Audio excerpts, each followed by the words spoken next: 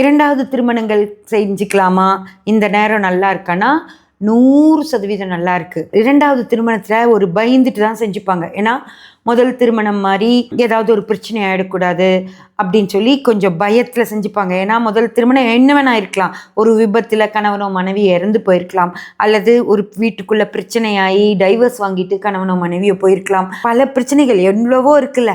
நான் ஒரு பையனை காதலித்தேன், அந்த பையனை திருமணம் பண்ணிக்க எங்கள் அப்பா ஒத்துக்கல, உங்களுக்கு கல்யாணம் பண்ணி வச்சிட்டாரு, இப்போ நான் அந்த பையன் கூட தான் வாழ ஆசைப்படுறேன்னு சொல்லிட்டு கூட ஒரு பொண்ணு போயிருக்கலாம். இல்லை ஒரு கணவர் அந்த மாதிரி அந்த பொண்ணுக்கிட்ட சொல்லிட்டு எனக்கு உன் மேலே பெரிய விருப்பம் வரல, அதனால் நான் இந்த திருமண வாழ்க்கையிலேருந்து வெளியேறேன்னு சொல்லி கூட போயிருக்கலாம்.